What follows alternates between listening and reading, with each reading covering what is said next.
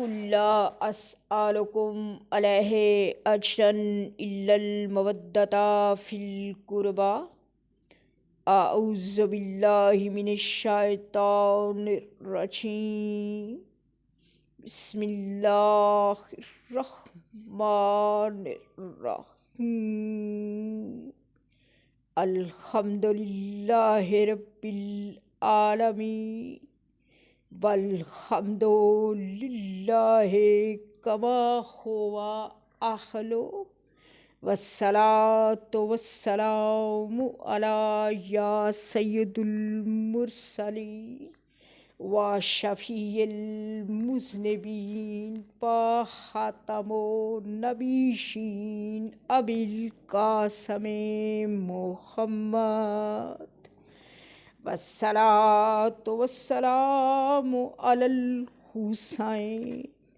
وعلی علی ابن الحسین وعلی اولاد الحسین وعلی اصحاب الحسین علی لعنۃ اللہ علی الاعداء اجمعین من الاولین الی الآخرین من ھذا اليوم الی یوم الدین اما بعد فقط قال رسول اللہ صلی اللہ علیہ وآلہ وسلم فی کتاب صحیح البخاری فی باب قرابت رسول اللہ الفاطمات بزات منی فمن اغصبہا اغصبانی صلوات بر محمد و آل محمد۔ سامعین گرامی، اس فرمان نبوت کے اندر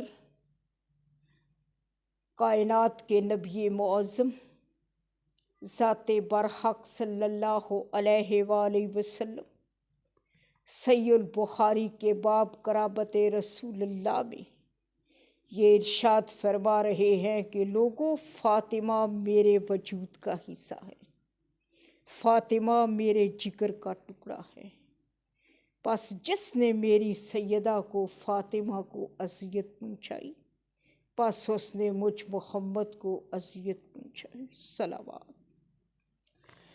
تو سامعین گرامی، اس فرمان نبوت کے دو حصے ہیں۔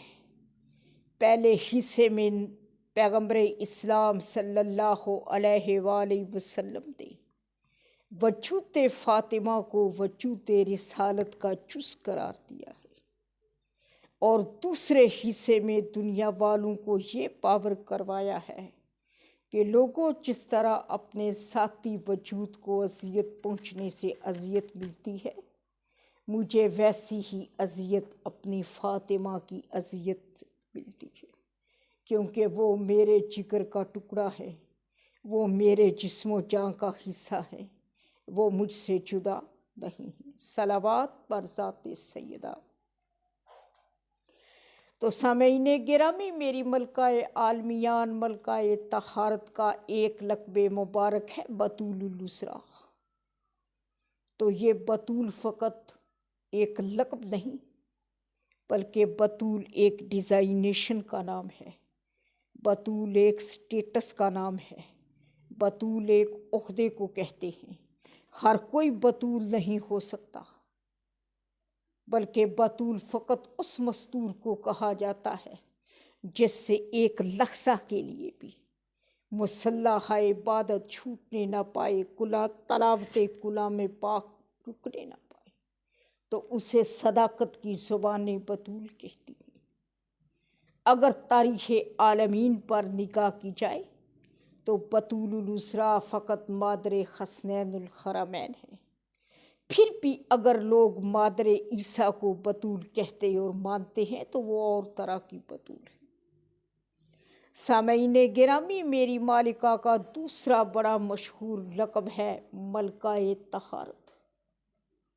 اب ذرا آپ کے طہارت کی ملکہ ہونے کی بات سنیں کہ ایک روز مدینہ کی چند عورتیں مل کر مسلمانوں کی اماں کے پاس آئیں اور آ کر کہنے لگی ایتھل اماتی، اے مسلمانوں کی اماں جان، آپ بھی اسی گھر میں رہیں اور ہماری صدیقہ طاہرہ مختومہ دو جہاں سرکار بطول العذراء کا بچپنا، جوانی اور پھر شہادت تک تمام عرصہ حیات بھی وہی گزرا، تو کیا آپ ہمیں یہ بتا سکتی ہیں کہ ہماری مالکہ طہارت کے کون سے معیار پر فائز تھی؟ طہارت میں آپ کا کون سے نمبر والا درجہ اور سٹیٹس تھا؟ تو سامعین اب ذرا مسلمانوں کی اماں کا جواب سنیں۔ یہ سن کر ان عورتوں کی طرف دیکھا اور دیکھ کے کہا، کیا کہا تو نے؟ ما اقول فی حقہا وارداتن حسن بعد صلاۃ الظہر و صلاۃ العصر، کیا میں اس بی بی سے متعلق تمہیں یہ بتاؤں کہ وہ طہارت کے کون سے درجے پر فائز تھے، جنہوں نے نماز ظہر ادا کر کے 18,000 عالمین کو حسن مجتبیٰ جیسے پیشوا، رہنمائے دنیا و آخرت امام عطا کیے، پھر اسی وضو اور اسی طہارت کے ساتھ عصر کے لیے پھر کھڑی ہو گئی؟ میں تمہیں اس بی بی کی طہارت سے متعلق بتاؤں؟ تو سامعین گرامی، اسی طرح ایک روز ایک سائل نے عہدۂ ولایت کے نویں تاجدار مولائے محمد تقی الجواد علیہ السلام کی بارگاہ میں یہ رجوع کیا کہ مولا ذرا یہ تو بتائیں ماں جدو کی بطول العذراء، کہ آپ کی دادی جان بطول العذراء کیسی تھی؟ سائل کا یہ پوچھنا تھا کہ بطول کے بیٹے کے چہرہ اطہر پر جلال آیا۔ سائل کی طرف دیکھ کے فرمایا، ایھا السائل، کیا تجھے اپنے خدا ہونے پہ گمان ہے؟ سائل نے لجاجت سے کہا، لا یا سیدی، نہیں ہے میرے سردار۔ فرمایا، جو ایسے سوال کرتا ہے کیونکہ سیدہ کو تو فقط خدا جانتا ہے۔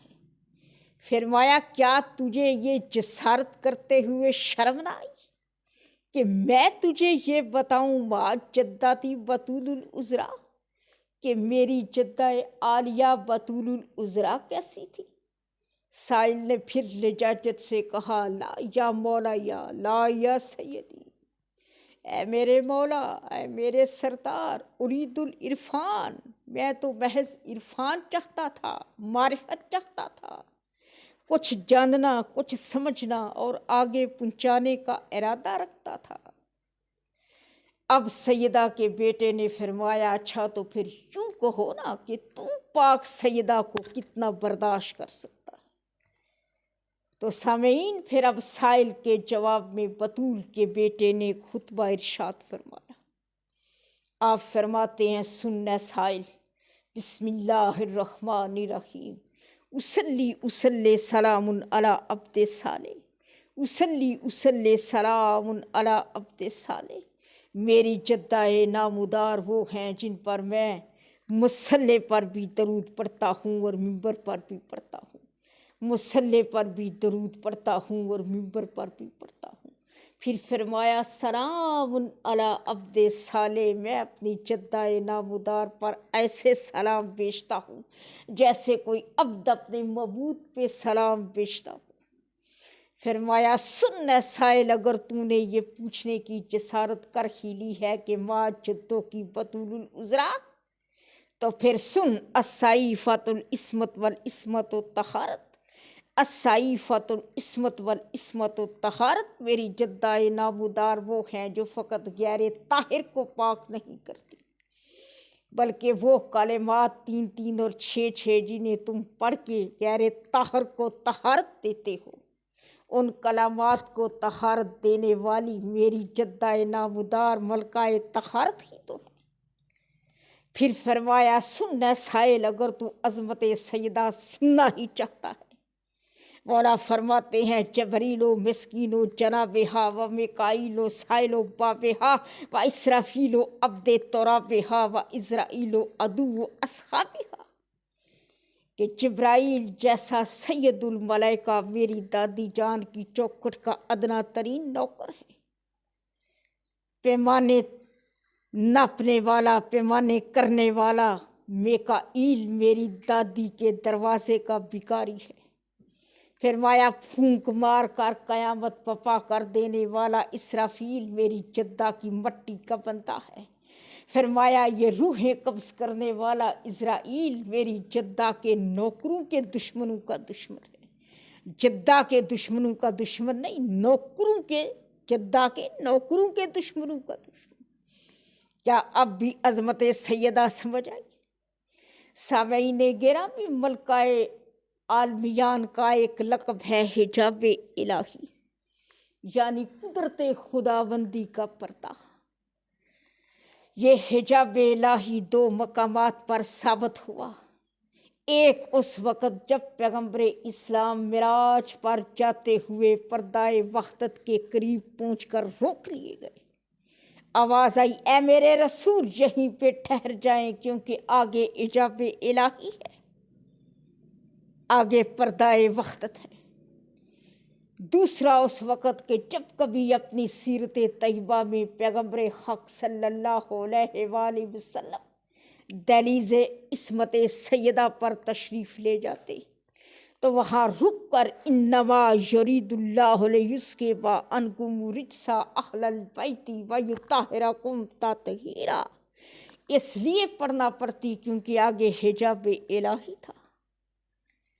سامعین گرامی، وہ باری تعالیٰ اپنی حقیقت قرآن حق کے اندر کچھ اس طرح سے بتا رہا ہے۔ وہ فرماتا ہے کنتم کنزا مخفیا، لوگوں میں وہ خزانہ تھا جو چھپا ہوا تھا۔ اب سوال اٹھتا ہے کہ اے باری تعالیٰ، چھپنے کے لیے تو پھر کوئی نہ کوئی ٹھکانہ، کوئی آڑ، کوئی ستون، کوئی در، کوئی حجاب یا پردہ چاہیے ہوتا، تب کہیں جا کے چھپا جا سکتا ہے۔ تو کہاں اور کس کے انڈر چھپا رہا؟ وہ خاموش ہوا، معصوم بول پڑے، فرمایا لوگوں الحجاب توحید جدتی، اس کی توحید کا پردہ ہماری جدہ نامدار ہی تو تھی۔ سامعین گرامی، جب اس بے دل کے دل نے چاہا کہ ظاہر ہو جاؤں، پہچانا جاؤں، کوئی مجھے اللہ کہنے والا ہو، کوئی مجھ سے طلب کرنے والا ہو، تو پھر اس مقصد کے لیے اس نے کیا کیا؟ لا شک کافی ہے یہ ایک مقصد عظیم تھا ذات توحید کا، اپنا آپ ظاہر کرنا، اپنی ذات کو ظاہر کرنا، صفات کو ظاہر کرنا، کمالات کو ظاہر کرنا، معجزات کو ظاہر کرنا۔ پھر اس نے کیا کیا؟ وہ فرماتا ہے کنت خلقتک محمد و علی دلیلا لذاتی، لوگوں میں نے اس مقصد کے لیے پھر محمد اور علی جیسے سردار تخلیق فرمائے اپنی ذات کی دلیل کے لیے۔ میں نے ان کو اپنی ذات کی دلیل بنا کر اس دنیا میں نازل فرمایا۔ آگے چل کر فرماتا ہے وما خلقت الجن والانس الا لیعبدون، کہ میں نے جمیع انسانوں جن تخلیق فرمائے فقط اپنی بندگی کے لیے، کہ وہ محمد اور علی جیسی ہستیوں کی اطاعت کرتے کرتے میری بندگی میں اپ گریڈ ہو جائیں۔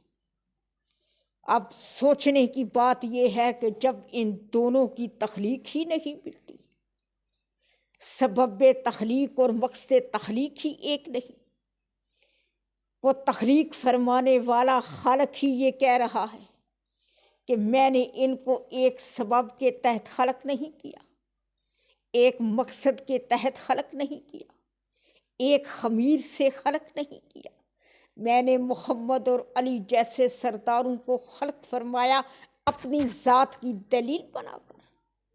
میں نے تمام جن و انس کو خلق فرمایا اپنی عبادت و بندگی کے لیے، ان کی اطاعت کے لیے۔ پھر کیوں جاہل لوگ یہ کہتے پھر رہے ہیں کہ محمد اور علی ہم جیسے؟